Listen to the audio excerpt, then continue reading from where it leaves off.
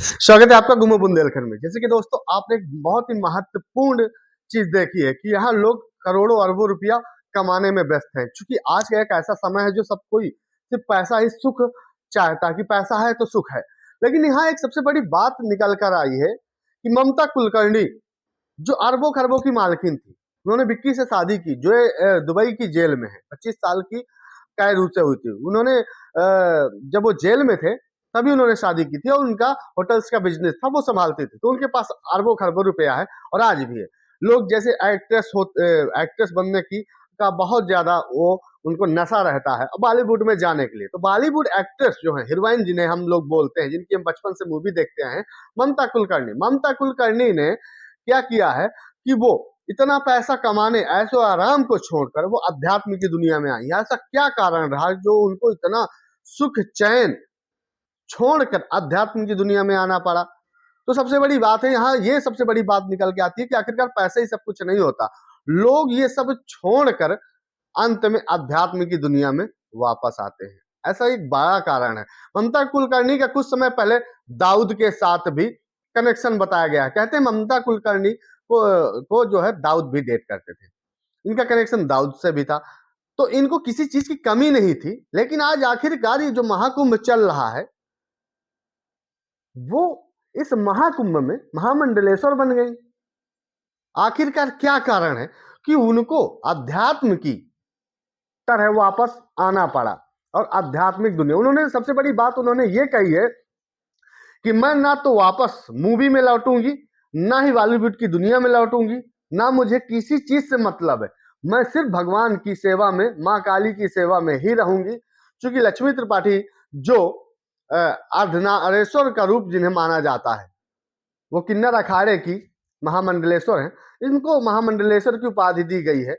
जो किन्नर अखाड़ा वो चलाती हैं लक्ष्मी त्रिपाठी, तो ये इनको महामंडलेश्वर का, ममता कुलकर्णी को महामंडलेश्वर का रूप दिया गया। कहते हैं इन्होंने कई सालों तक तपस्या की है, कई सालों तक इन्होंने मेहनत किया है। सारी परीक्षाओं को पास करने के बाद इनको जो प्रयागराज में महाकुंभ चल रहा 2025 का, इतने सालों बाद वो वहां साध्वी का रूप ले ली है। तो आप सुनिए क्या कारण रहा और क्यों उनको लेना पड़ा साध्वी का रूप। हम आपको एक एक जानकारी दे रहे हैं, खोज कर लाए हैं, अंत तक बने जरूर रहिएगा। उत्तर प्रदेश के प्रयागराज में चल रहे महाकुंभ में बॉलीवुड की खूबसूरत अदाकारा ममता कुलकर्णी ने लाइमलाइट की दुनिया छोड़कर धर्म और अध्यात्म की राह पर चल पड़ी है।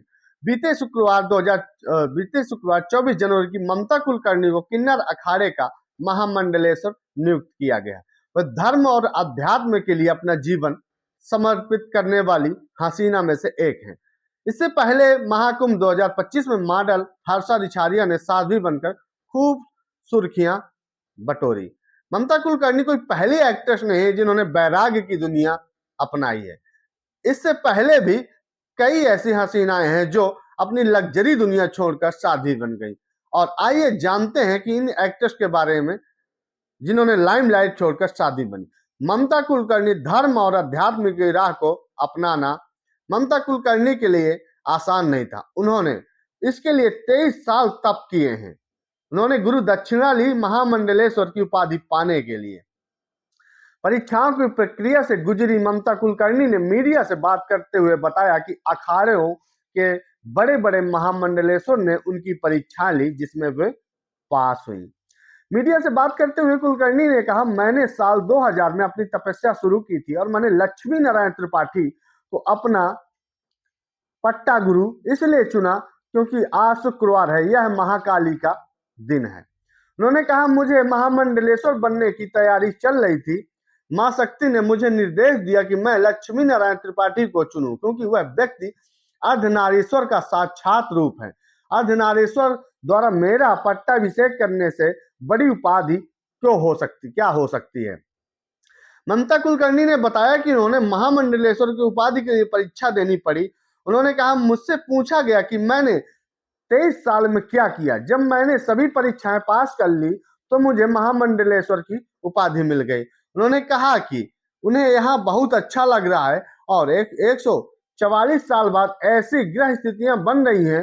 उन्होंने कहा, कोई भी महाकुंभ इस तरह से पवित्र नहीं हो सकता ममता ने यह भी बताया कि किन्नर अखाड़े में उनका शामिल होना महादेव और उनके गुरु की पसंद थी। तो दोस्तों, आपने देखा कि ममता कुलकर्णी आखिरकार महामंडलेश्वर बन गई। ममता कुलकर्णी ने एक सबसे बड़ी बात और कही है कि 2 साल की घनघोर तपस्या से गुजरी हूं। 2 साल की तपस्या से महामंडलेश्वर बनी है, अब मुझे फिल्मों में नहीं लौटना है। ममता कुलकर्णी ने बताया फ्यूचर प्लान क्या है उनका। किन्नर अखाड़ा की महामंडलेश्वर बनने के बाद बॉलीवुड की अभिनेत्री ममता कुलकर्णी ने अपनी बातें रखी। उन्होंने बताया कि क्यों, कैसे और कब वो अध्यात्म से जुड़ी और आगे उन्हें अब क्या करना है। प्रसिद्ध फिल्म अभिनेत्री ममता कुलकर्णी विधि विधान से संन्यास दीक्षा के बाद किन्नर अखाड़ा में शामिल हो गई। उनका पट्टाभिषेक होने के बाद किन्नर अखाड़ा के आचार्य महामंडलेश्वर स्वामी डॉक्टर लक्ष्मी नारायण त्रिपाठी ने उसकी घोषणा की। उन्होंने कहा कि ममता किन्नर अखाड़े से जुड़ गई हैं। इनका नाम महामंडलेश्वर यमई ममता नंद गिरी रखा गया। पिछले 2-2.5 साल से हमारे साथ रही हैं और हमारा पूरा अखाड़ा उन्हें जोड़ने के फैसले में साथ था। इसके बाद उनको यह उपाधि दी गई। महामंडलेश्वर बनने के बाद ममता ने कहा, यह सृष्टि शिव शक्ति से उत्पन्न हुई है। मैंने कई साल तप किया है। मेरे गुरु चैतन्य गगनगिरी जूना अखाड़े से है। मैं 2 साल से किन्नर अखाड़ा के आचार्य महामंडलेश्वर स्वामी डॉक्टर लक्ष्मी नारायण त्रिपाठी के संपर्क में थी। जगत गुरु महेंद्र गिरी जी ने मेरी परीक्षा ली। मुझे कितना ज्ञान, ध्यान, तप, ब्रह्म विद्या के बारे में क्या जानकारी थे, ये मुझे नहीं मालूम था। मेरी जो इतने सालों की तपस्या है, इसका 3 दिनों से इम्तिहान चल रहा है। मैंने इसमें पूरी तरह उत्तीर्ण हो गई। मुझे महामंडलेश्वर बनने का न्योता मिला। मुझे बॉलीवुड में वापस नहीं जाना है। ममता ने कहा कि सन्यासी बनने के लिए 3 रास्ते होते हैं, एक वाम पंथ, दूसरा दक्षिण पंथ और तीसरा मध्यम पंथ। लक्ष्मी नारायण त्रिपाठी की इस मध्यम पंथ की महामंडलेश्वर है, जो मैंने 23 साल से ध्यान और तप किया। इन सब को अध्यात्म जीवन द्वारा स्वतंत्र करने आई हूं। मुझे लक्ष्मी नारायण त्रिपाठी से बेहतर कोई संस्था नहीं मिली ही नहीं। मैं सांसारिक जीवन में रहते हुए भी आध्यात्मिक जीवन में आना चाहती थी। मुझे बॉलीवुड में वापस नहीं आना, इसलिए मैंने 23 साल पहले बॉलीवुड को छोड़ दिया था। वहां वापस जाने का सवाल ही नहीं उठता। ममता ने बताया क्या होता है सनातन का मतलब। ममता ने बताया कि सनातन का मतलब क्या होता है, वो दिव्य है जो दैव था और रहेगा। इसका प्रचार मैं स्वतंत्र रूप से मध्यम मार्ग में रहते हुए इसका प्रचार करूंगी। ये कुंभ मेला 144 साल बाद लगा है। मैं यहाँ 12 साल पहले भी आई थी, वो भी पूर्ण कुंभ था। इस बार मैंने अपनी यात्रा विश्वनाथ मंदिर के लिए तय की थी, लेकिन उसके पंडित अचानक गायब हो गए। तब मुझे लगा आदिशक्ति ने मुझे कहा हो, आज शुक्रवार है, अब तुम्हें किसी चीज का इंतजार है। 23 साल जो तुमने तप किया है, इसका सर्टिफिकेट तो तुम्हें बनता है। बॉलीवुड में धर्म प्रचार प्रसार का कोई काम मिले तो करूंगी। उन्होंने कहा कि कहीं से भी मुझे बंदी नहीं बनना पड़ेगा, क्योंकि मध्यम मार्ग का जो किन्नर अखाड़ा है बिल्कुल स्वतंत्र है। इससे अच्छा और क्या हो सकता है। इस संस्था और सनातन के लिए जो भी हो सकेगा उसके लिए मैं समर्पित हूं। वैसे तो काफी सालों से सनातन के लिए मैं समर्पित हूं। मेरी जहां से जो भी कमाई होगी वहां मैं उसके लिए उसके चरणों में समर्पित करूंगी। लक्ष्मी नारायण त्रिपाठी ने कहा, बॉलीवुड में अगर कोई भी काम धर्म प्रचार प्रसार के लिए इनको ऑफर आता है, जैसे हेमा मालिनी, अरुण गोविल हैं, अलग अलग रूपों में संतों और धर्म का प्रचार हो सकता है, तो ऐसे काम ये कर सकती हैं। पूरे किन्नर अखाड़े से इनको ये आजादी है। बांग्लादेश में हिंदुओं के साथ अत्याचार पर भी बोली ममता ने कहा, जो बांग्लादेश में हो रहा है हिंदुओं के साथ, वो नहीं होना चाहिए। ये क्या हो रहा है, इतनी नफरत वहां क्यों है। मैंने 23 साल तप के दौरान अन्न त्याग दिया, 50-60 दिन सिर्फ जल पर रही। मैंने इस दौरान प्रलय को भी देखा। उस दौरान कुछ नहीं रहेगा। पाकिस्तान, नेपाल, भारत, बांग्लादेश कुछ नहीं रहेगा। यहाँ अगर आपने किसी को कष्ट दिया तो ऊपर जाकर भी आपको वही कष्ट मिलने वाला है। वहां कोई हूर नहीं मिलने वाली। 2012-13 में मैंने तपस्या की और मैंने अन्न त्याग दिया। मैंने दक्षिण पंथ से ध्यान 2012-13 में मैंने तपस्या की और मैंने अन्न त्याग दिया। मैंने दक्षिण पंथ से ध्यान शुरू किया। तब मैंने अपने चित्त को साफ किया। सर्वसाधारण जीवन, जैसे बॉलीवुड में लोग क्या क्या बोलते हैं, वहां का जीवन वीआईपी जैसा होता है, ये सब छोड़ दिया और कड़ी तपस्या की। एक समय भगवान पर भी आया गुस्सा। मैं सुपरस्टार थी, मेरे 3-3 बैग में डिजाइनर कपड़े से भरे पड़े थे। वो लाख हो गया। मेरे पास एक गाड़ी और ड्राइवर थी। मैंने सब कुछ छोड़कर मेट्रो से मंदिर गई।